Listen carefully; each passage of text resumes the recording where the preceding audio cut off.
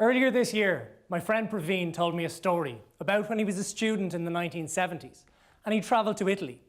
And one warm autumn's day, he decided he needed some refreshment, so he ventured into the town and he found himself a local bar. He confidently strutted in the door and then suddenly realised he wasn't quite where he had imagined. The bar gave Praveen quite a frosty reception. Everyone there put their glasses down and turned and looked at this strange exotic foreigner who had walked into their domain. He walked up to the counter of the bar and he ordered a drink. The barman took down a rather dusty glass and poured him a short beer and handed it to him. The locals in the corner were conspiring among themselves, and eventually they elected one of their number to go over and sit down beside Praveen. And they asked him, "Where are you from?" And he said, "I'm from India." And they grunted, wasn't too impressed. Okay. Said, "I'm from the south of India." Okay. And then he said, trying one more time, let's see if these guys know anything. "I'm from Kerala." Immediately, this mustachioed old Italian gentleman who'd been elected to go up and talk to Praveen turns around to his friends at the other side of the bar and says, "Hey amici, è da Kerala." Suddenly, everyone in the bar jumps up, walks over to Praveen, and he has hands on the back of his shoulder. He doesn't have to put his hand in his pocket for the rest of the afternoon. And, according to the story I heard, he was hoisted up on a chair and feted by these Italian gentlemen. Because what they realised was that this young man who had walked into their bar in their town in Italy was from Kerala, the first place in the world to have elected a democratically elected communist government in 1957. And these were Italian communists. They knew their pravda, they knew their history, and they found common ground with Praveen after a few teething problems. What's all that got to do with partition? I'll get back to that. But for the moment, I want to talk about definitions, because when we're looking at a subject like partition, which I work on, we need to look at definitions, because this is something which is quite fuzzy. I believe within the idea of partitions, we're looking at numerous things and giving them the same title. What we're looking at here are the classic things of 19th and 20th century statecraft. Annexations, the creation of buffer states, the acknowledgement of national boundaries and national divisions within countries.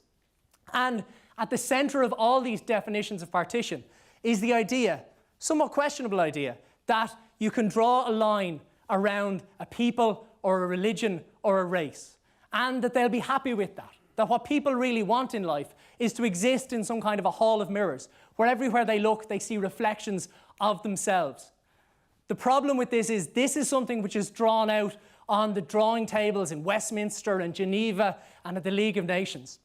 The problem when they actually go down to the ground level and they begin to try and draw that line, a bit like this red circle here, there's some people who get left in and there's some people who get left out. So partitions are tricky.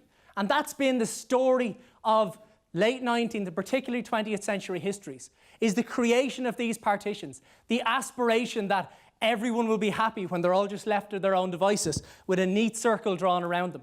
And the reality that when you draw that circle, you accidentally leave people in and you also leave people out of the equation. Why is this important in the current day? This, if we had taken this talk 10 years ago, if TED had been around 10 years ago, I would have said, okay, that's very old hat history. But amazing things have happened. And they've happened in the very recent past. If we just take the last 2.5 years of human history, we don't even need to go to exotic places like the US-Mexican border or other key flashpoints where borders are becoming more visible around the world.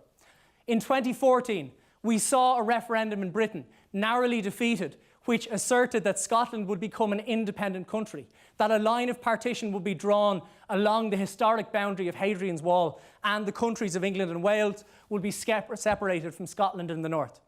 Fast forward to 2015, and during the migration crisis, we saw the Schengen Agreement, which had existed safely and successfully for 20 years, suspended, as Europe struggled to react in a meaningful way to the refugee crisis, which really gripped the entire continent during that year. And then this year, 2016, we've seen a lot of political shocks and surprises in 2016, but one of them was certainly Brexit. Again, just like that Scottish independence referendum earlier in the Cameron administration, here this was a win, but a win by a very slim majority. In both of these cases, we're seeing countries that are divided in their electorates. And here Britain decided to leave the European Union and create for itself a sovereign destiny. As we know, that's a process that's ongoing, speaking now in December of 2016, and we don't know what the future holds. Historians are terrible people for telling the future. We can barely agree on what the past is all about, so don't listen to us. Getting back to that past, if we go back to the really distant past, I could find you partitions all over human histories, but this one is a really interesting partition. This, in 295 AD, was the partitioning of the Roman Empire. Between Diocletian as the overall emperor, he decided the Roman Empire, not for any great nation states reasons or emerging splits within this, he just said, this isn't a manageable entity. There's too much going on here. So he said, let's just cut the empire up. Like Solomon with his sword. He decided to cut it not in two, but actually in four, between two senior Augusti and two junior Caesars, who would then rule over this vast territory, hopefully in a more successful and manageable way. Fast forward into the early modern period, and just to take two partitions. One is the partition of Poland, which happens in three protracted phases over the 1790s and results in the splitting up of that national entity that we know today as Poland among other neighbouring powers. Similarly, we could look at the US Civil War as a form of partition in ideology between different factions within the United States. Again, one is rectified in the 20th century, one is rectified a lot closer and quicker in the 19th century. However, when we look at partitions, frequently historians, political scientists, and people who study these things go to three classic examples. And they all emanate from within the British Empire and the British mandated territories. The first of these that we really look at as a classic partition is the partitioning of Ireland. The first partition really arises from an idea that the Irish nation has its own sovereign destiny, that it has its own customs, and it is an identifiable nation. And therefore it deserves to have its own parliament where it can decide on issues that are pertinent to Irish people and Irish people alone. The original solution to this, legislated for in 1914, is that Ireland would get a domestic legislature and it would then remain part of the British Empire. However, in reaction to those desires to have a form of Irish nationalism existing within the United Kingdom and undermining the unifying, homogenising structures of the United Kingdom, Ulster Unionists said, well, hold on, if the Irish nationalists are going to get their form of self-government, maybe we need a bit of self-government too. So the difficult solution that was arrived at between 1920 and 1922 was to set up two self-governing parliaments in Ireland. With, well, skipping over a bit of history because, you know, it's complicated, there's a lot of things go on, but the end scenario we get here is a two-state solution in Ireland. The first one that's actually set up is the Ulster Parliament in Belfast and Stormont, and then in 1922, Ireland, not satisfied with home rule anymore, decides it wants an independent state, and in 1922, the Irish Free State is set up. Historians and political scientists love to look at this example because it's Anglophone, it's close to home, it's self-contained, and it's largely explicable. Just like in the Irish case, we can look at the other two classic partitions of the 20th century. The partitioning of the British colony of India between India and Pakistan, again leading to a further creation of a new state with the origination of Bangladesh in the 1970s. But here again is the supposition made at Westminster that lines can be drawn around religious and ethnic peoples, in the case of Ireland between Protestants and Catholics, and in the case of India between Hindus and Muslims, and that therefore those individual groups will be happy to exist together. Similarly, at the same time, we see the partitioning of the British mandated territory of Palestine into a homeland for the Jews in Israel and an Arab state in Palestine. So these are the three classics. However, if we look through the 20th century, we can also find other partitions that historians and political scientists have looked at in great detail. And these include, and certainly aren't limited to, but these are the classic Cold War partitions: East and West Germany, North and South Vietnam, and North and South Korea. In all these cases, they're not trying to draw lines around individuals and groups and nations. Instead, what they're doing is they're taking lines of demarcation, really peace lines and ceasefires, the Americans and the Russians in the Second World War, and again, that divide of ideology between communism and capitalism. And these become major partitions, but with a very different typology to it. So it's important for us as historians to look at partitions and say, okay, we call all these things partitions, but they're actually quite different when we get down to the nuts and bolts of it. I think if we really want to understand partition, one of the classic examples we need to go back to is the example of the Austrian Habsburg Empire. The Austrian Habsburg Empire was a sprawling empire across much of Central Eastern Europe and the Balkans in the 19th century. It was a multi-ethnic empire, and within that empire were all kinds of ethnicities and groups, linguistic, religious, and otherwise. However, throughout the 19th century, one group above all others decided that they were a little bit peeved at the idea that Austria was ruling the roost and that the governance of the Habsburg Empire occurred from Vienna, and they were the Hungarians. So in 1867, after almost the rest of the 19th century spending trying to argue this case, the Hungarians finally succeeded in effecting what they called an Ausgleich, a compromise. And this compromise was that a new parliament would be set up in Budapest. And now the Austrian Habsburg Empire would become the Austro-Hungarian Empire. For imperialists, this case of partition gave them real hope, because it said you can acknowledge national differences but still maintain the overall structures of your empire by drawing a subdivision within the Venn diagram of empire, so it's different to independence. For the nationalists, they were happy that they were allowed control over their own affairs. And again, looking at the structures of partition, one of the things we see in the Austro-Hungarian example is the creation of domestic legislatures, but also common overarching structures, both in terms of a council that dealt with issues of common concern like war and peace, foreign relations, trade, those kind of things, and also symbolic links between these. And that was done through the monarchy. Kaiser und König. The person who would be emperor of the Austro-Hungarian Empire would also be the king of the Hungarians. So they had a symbolic unifying link that kept this felicitous and happy empire together.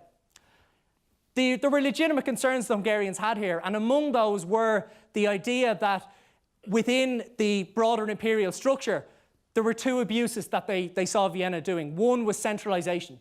Too much government was centralized on Vienna, and as Hungarians, they didn't have the power, influence, and ability to go to Vienna and influence imperial policy. The second was they saw linguistic and cultural encroachment, the Germanification of other aspects of the Austro-Hungarian Empire. So they said, okay, we need to fight against both centralization and the cultural assimilation we're seeing coming from the Habsburgs' powers. The second thing in this case study is we see that this form of partition gives us one of the classic problems of partition also. And that is that within the new state of Hungary, there were other small ethnic minorities that got drawn in on the line of a Hungarian state. And just like the Austrians weren't good at looking after Hungarians' interests, so too the Hungarians weren't very good at looking after the interests of the minorities within their own new Hungarian nation state. This example was picked up on by many people across the world, but just to take one Irish example, this is the 1918 third edition, but the first edition of Arthur Griffith's The Resurrection of Hungary was published in 1904, and it said that Irish nationalists should apply the Hungarian model to the Irish situation as a sure sign, both tactically and also practically, of how they could break the imperial link and create a domestic legislature for Ireland. Part of this was a reaction to a broader process, which was the invention and the politicisation of a new form of Gaelic Irish identity throughout the 19th century. And this created a positive Irish vision which could assert that it needed these forms of special domestic protection in order to progress. So the British solution to the Irish question became a two-state solution, and the drawing of a border that left many Catholics and nationalists on the Unionist side of the border and many Protestants and Unionists on the southern side of a border in a partitioned Ireland. When we fast forward then to the 20th century, what we find is that we have both hard and soft borders in the modern world. Taking our three classic examples, the border between India and Pakistan remains a very hard border. Similarly, the border between Israel and Palestine is a militarized and very hard border. However, just take a look at the situation in Ireland. This is a road in Northern Ireland facing into Donegal. And the only thing that signifies that you're leaving the United Kingdom and entering the Republic of Ireland is those two speed signs that tell you you're leaving the imperial system and entering the metric system. And there's a new speed limit as you speed down that road at 80, maybe 90 kilometres an hour, depending on how much of a rush you're in. This is the situation that exists in Ireland. However, we could be lulled into thinking it was always like this. However, in the Irish case, This was a militarised border up until the very recent past. And what we've done since 1998, since the peace process was initiated, and it is a process, not a settlement, is we've broken down those boundaries. Conversations have been had. Areas of common concern have been created. And as well, new agencies, conversations and initiatives have been constructed that are border blind, that don't look at the border. So while the border still exists, it's not a border that exists in the mind in many communities nowadays. I just want to go a little bit further down the Northern Irish border and look at a different border crossing, a different point. This is the Donegal town of Pettigo. And if you were to cross that bridge there, as that car is doing, you'd be leaving the Republic of Ireland and entering the United Kingdom. Now, this is just a bridge in a country town at this point in time. But with Brexit looming over us, this could become the site of an international boundary, not merely as it is now between Ireland and the United Kingdom, but between the European Union and a non-EU state of Britain. This is the challenge that's faced by people on the island of Ireland today, that these borders that we have taken so long to break down and create soft borders, just like the Schengen zone, now are potentially going to become the frontiers of a continent as well as of countries. However, what I'd say to you in concluding this talk is that we really need to look at borders differently, and we need to think about partition differently. Do you all remember Praveen in the bar? What I would argue is that what Praveen did by going into that bar was he went in, he acknowledged difference, and then through his mustachioed Italian communist friend, Praveen and the Communists, it's kind of a good name for a band, but someone else can take that. Praveen and the Communists decided that they would find common ground somewhere, anywhere, that would unite them. So what I would argue to you today, and what the message I want to leave you with, is that the border in this picture doesn't exist on the bridge, it exists in the pub. And in a scenario post-Brexit, we would argue that there are more divisions between people who favoured to remain and people who voted to leave than exist on people who live on this side and that side of a bridge in County Donegal. And that's what we need to work towards today if we want to change how we think in our minds about partitions. Thank you very much.